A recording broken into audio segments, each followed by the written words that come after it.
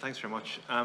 First of all, just thank you for being here and thank you for your ongoing work. I'm particularly aware of Niamh's work on the ground in a very proactive sense in the community in which she operates, and the Hope and Courage Collective are really going to help us all turn the tide. I really want to focus in on what the political system is not doing, because I absolutely appreciate what you said about the social media companies, and I think as a committee we should absolutely listen to what Niamh said there in terms of making communications with the Minister.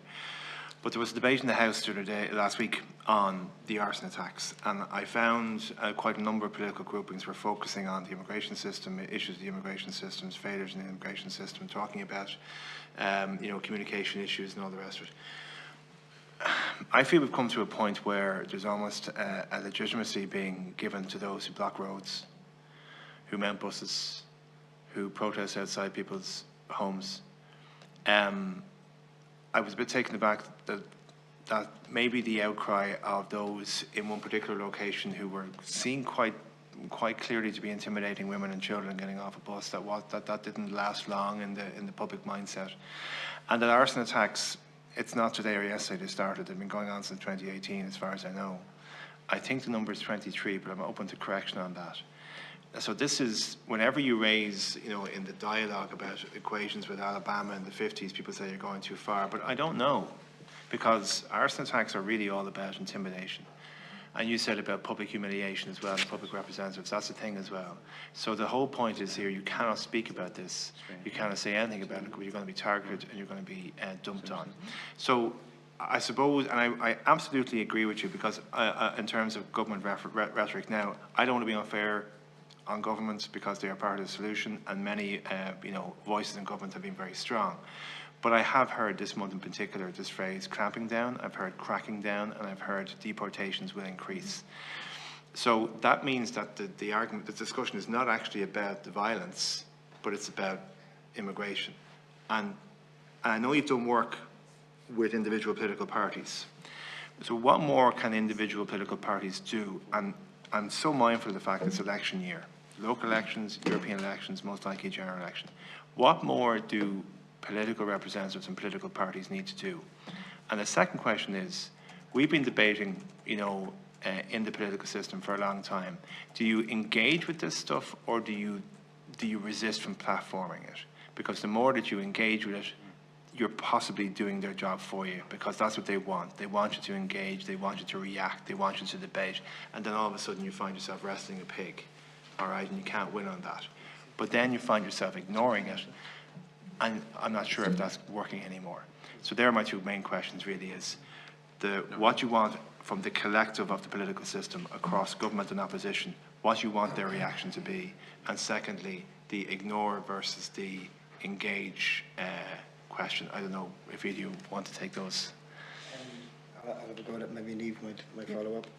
Maybe start with the first one or the second one first. Yeah. And sort of engaging or not. I think what's important first of all is actually an understanding. So you're making that choice on the basis of kind of understanding the dynamics that are at play at the minute. To a large degree, what we're seeing in terms of far-right activity is a very deliberate reconstruction of what Irish is meant to be. It's a large portion of what the politics of this is all about. So there is a role for every political organisation sort of restating their values about what they are about, in terms of being able to push back a very thin reinterpretation of what we could describe as kind of ethno-nationalism that's playing out. The sort of anti-migrant mobilisations that are there are very explicitly designed to try to create an othering that reduces Irishness to a very defined, closed concept to that. So there's clearly a role for political organisations in terms of restating their vision for what the country should be that stands in direct opposition to that very narrow, perhaps, interpretations per se. In terms of, when you were talking about, you made reference, I think, to Ross Cray, this sort of policing operation that was there. Yes. We're not policing experts, but it's quite clear that the operational decision at that stage was not child-centred.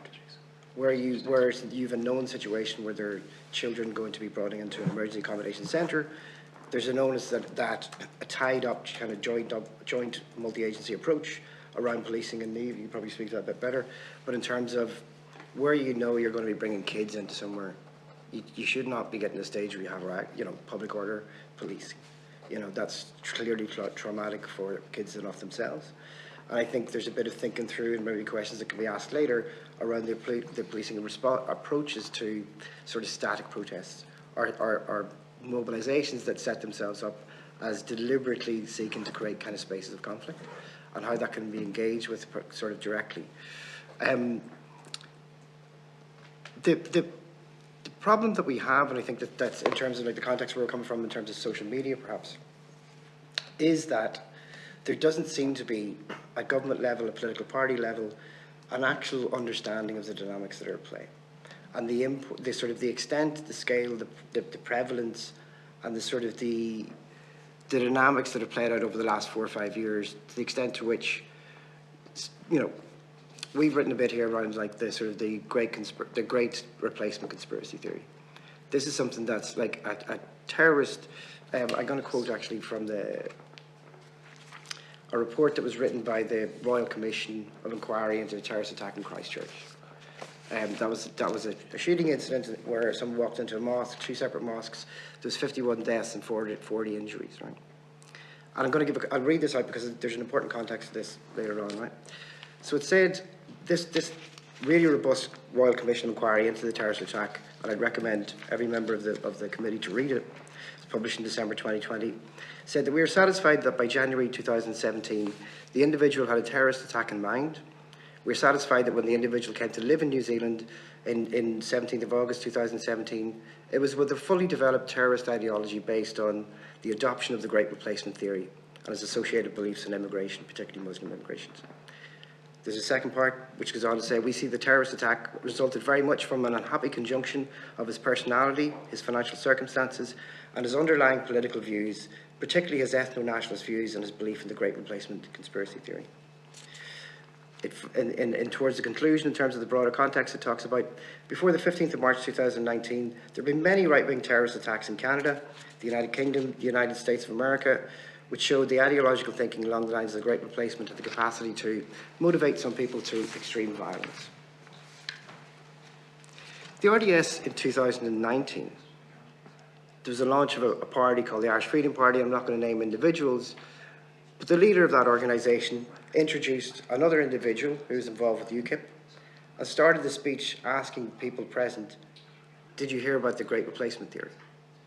Now, this is an organisation that has, you know, it's hosted by YouTube. That video is labelled by YouTube as being, you know, related to the Great Replacement theory and far-right content. But the YouTube channel, that video views is 15,000 views. The YouTube channel is over 2,000 views. That's one organisation out of about 2 other organisations and a network that's been pushing very specifically the Great Replacement theory or recontextualise that, the plantation in Ireland over the last 4 or 5 years. And that terrorist ideology is deeply embedded in the movements, I guess, that we look at. And so when we see and speak about, and we've all witnessed, the rise in frequency, intensity of anti-migrant mobilisations, the sort of growth of, you know, I think there's been 23 arson attacks in 2017, but the vast majority of those happening within the last 18 months. We've seen a kind of riot where it was able to marshal a network, distributed network of folks were able to marshal and pull a lot of people out onto the street really quickly, in anger and disgust. That the direction of travel is fairly obvious to us. We sat at... Sorry, go on. I know Niamh has yet to answer. I'm going to go to Deputy Daly. Sorry, Deputy Riordan, to cut you off, but just because your time is actually up a few minutes ago, but I let it run because I know Deputy Daly's speaking in the chamber and something else. But we'll come back to Deputy Riordan. We can do a second round.